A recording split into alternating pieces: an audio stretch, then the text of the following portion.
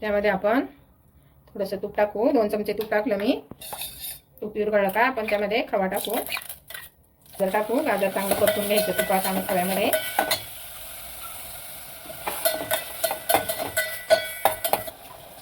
हे बघा आता आपलं चांगलं हे परतून झालंय खवा गाजर तुपामध्ये आणि खव्यात. आता आपण थोडंसं पाणी ओतू त्यामध्ये 2-3 चमचे आणि चांगलं शिजून देऊ. साखर आणि पाणी टाकले मी. आता आपण थोडा वेळ शिजून देऊ. हे बघा आपले गाजर आता चांगलं शिजून झालंय. आपण त्यामध्ये मी केसर भिजत घातलं होतं ते टाकू आणि अर्धा लिटर त्यामध्ये दूध टाकायचं.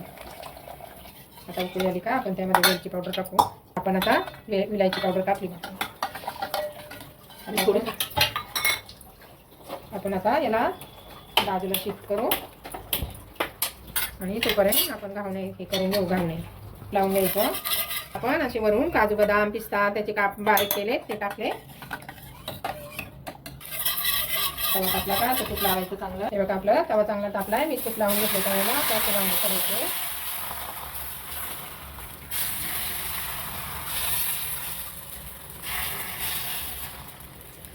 थोड्या वेळ आपण झाकण ठेवू. फास्ट गॅसवर करायचं नंतर बारीक करायचं गॅस.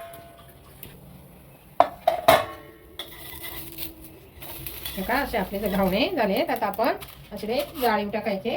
चांगले स्वच्छ धुवून निथळायला ठेवली होती. आपण आता यामध्ये काढून घेऊ. त्यामध्ये आपण थोडीशी मेथी टाकू. मेथी पण चांगली धुवून घेतली होती पानं. आता आपण काढल्यास तेल तापायला ठेवू.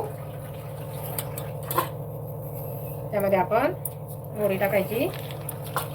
मोहरी तडतडली का जिरं टाकायचं आणि मग लसूण टाकायचा.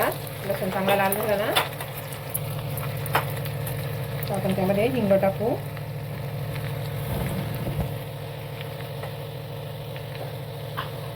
हिंग टाकायचा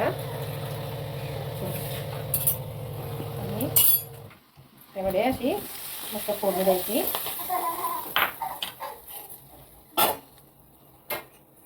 थोडंसं असं चवीपुरतं मीठ टाकायचं वरून आणि अशी मिक्स करायची. आपली कोशिंबीर तयार झाली.